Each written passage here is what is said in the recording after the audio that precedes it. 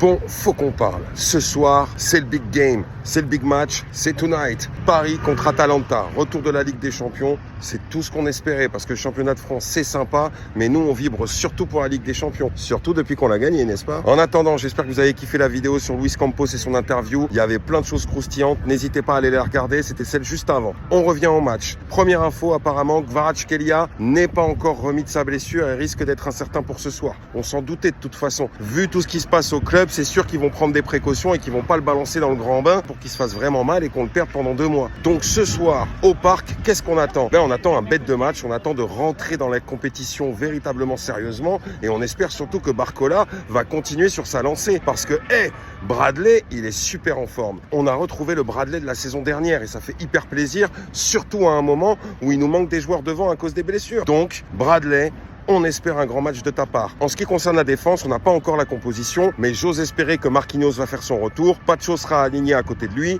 Nuno Mendes, Hakimi. Logiquement, il n'y a pas de débat. Vitinha, Joao Neves, il n'y a pas de débat non plus. Par contre, Fabien Ruiz, on ne sait toujours pas s'il est revenu. Donc, il y a de fortes chances que ce soit Zahir Emery. On est bien d'accord. Et moi, j'adore ce petit. Donc, moi, je suis d'accord pour qu'il soit là. Il mérite d'être titulaire. Au niveau de l'Atalanta, je vais vous dire en toute honnêteté, je ne connais pas vraiment bien leur équipe. Je ne vais pas m'avancer sur leur niveau. Mais d'après ce qu'on entend, d'après les sources journalistiques, c'est quand même pas du haut level. Logiquement, pour ce premier match, Paris, on a confiance en vous, les mecs. Vous ne pouvez pas faire une contre-performance. En tout cas, on l'espère pas. Ce soir, on sera au stade, on sera au Parc des Princes, on sera en live sur TikTok, évidemment, avant le match. Et surtout, likez, partagez, abonnez-vous. D'ailleurs, je vous le dis, si vous vous abonnez pas, c'est en général entre 8 et 10 ans de malheur. À vous de voir. Sur ce, je vous souhaite à tous une excellente soirée. On se retrouve au stade.